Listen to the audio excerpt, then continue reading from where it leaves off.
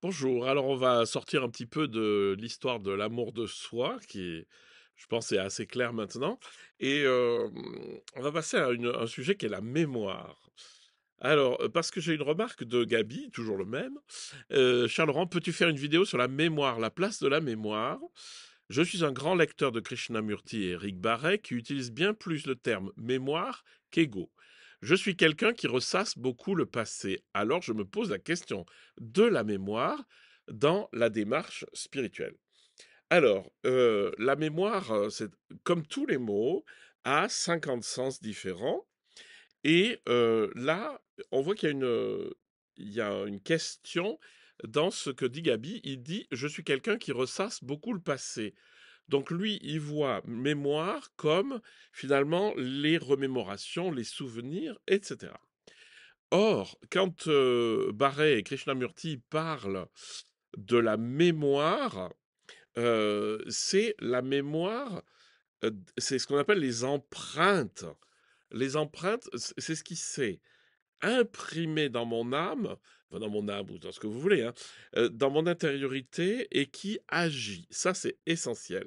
C'est-à-dire, c'est une mémoire, c'est quelque chose qui est inscrit et qui agit. C'est pas du tout les souvenirs, parce que ressasser les souvenirs, c'est pas forcément quelque chose. Alors, ça nous occupe et puis ça, c'est pas nécessaire, mais c'est pas la question de cette mémoire-là. La question, c'est les empreintes. Alors, vous trouvez ça dans le Yoga Sutra.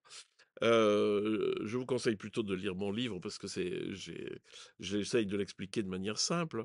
Donc, le Yoga Sutra, il vous explique que la, le passé a imprimé en nous des conditionnements, en fait, qui agissent aujourd'hui, hein. Et c'est ça qu'il faut absolument arriver à dissoudre. Alors, il ne faut pas lutter contre, ça sert à rien. Les conditionnements, vous ne pouvez pas lutter contre, vous pouvez juste les laisser se dissoudre. Donc en fait, quand Gabi parle de la mémoire chez Krishnamurti et Eric Barré, c'est la même chose. C'est ce qu'on appelle les conditionnements, c'est-à-dire les choses qui font que on va toujours réagir de la même manière. Et ça, c'est quelque chose dont on va se libérer dans la spiritualité. Attention, il y a une chose essentielle à comprendre. Il ne faut pas commencer par se libérer de ces conditionnements pour atteindre l'éveil, mais c'est parce qu'on s'éveille, parce que l'éveil, c'est mon état naturel, c'est un état de conscience ouverte, que finalement, je vais voir les conditionnements, et puis qui vont s'éteindre parce que les conditionnements sont inconscients. Et là, dès que je suis conscient, ben, je fais plus. Si je vois toujours que, je sais pas, un truc tout con, mais euh, parce qu'on me dit ah non mais t'es trop nul, je me mets en colère. C'est pas mon cas, hein, je vous rassure.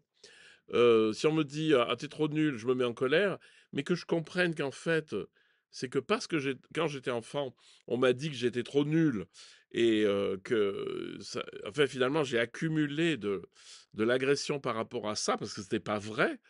Euh, donc une fois que j'ai compris que je fonctionnais là-dessus, c'est sûr que ce conditionnement-là, je vais pas le nourrir en recommençant chaque fois, hein. Donc, pour répondre à Gabi, les mémoires ou la mémoire, ce sont les empreintes des actes, de tout ce qui est dans le passé, tout ce qui s'est passé et qui imprime. Alors, il y a d'autres manières de le dire encore, hein, c'est pas un souci. Mais ce qui est important, c'est que ça agit encore. Voilà. Et ça, quelque part, il va falloir que ça se dissolve. Et ça correspond exactement à ce qu'on appelle les conditionnements, c'est-à-dire ça m'a conditionné et me fait faire des choses d'une certaine manière.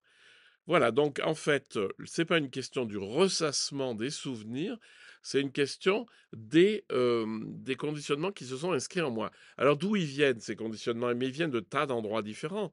Ils peuvent venir de ma propre histoire, c'est-à-dire comment j'ai vécu certaines choses, mais ils peuvent venir évidemment de mon éducation, de comment on m'a dit, bah, à l'école, il faut faire ça comme ça.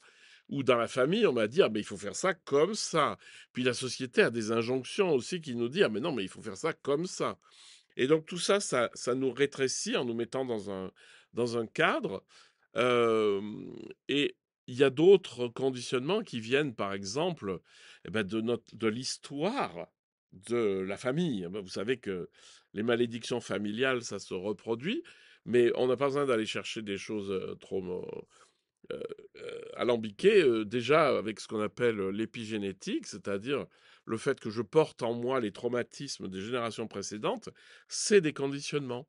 Et on sait très bien que la pratique méditative, celle qui nous déstresse, elle va libérer tout ce qu'il y a sur l'ADN finalement qui empêche l'ADN de s'exprimer. Ça part finalement avec une manière de se déstresser. Alors je pense que les scientifiques, ils ont relié ça au stress, mais à mon avis, c'est beaucoup plus lié à l'ouverture de la conscience. Une fois que je suis conscient parce que j'ai pratiqué la pleine conscience et ceci et cela, et ben c'est ça qui fait que je vais me déconditionner petit à petit. Donc voilà, on peut parler de mémoire et je vais en parler dans les vidéos suivantes, mais dans un autre sens, celui de Maître Eckhart. Je vous souhaite une bonne journée.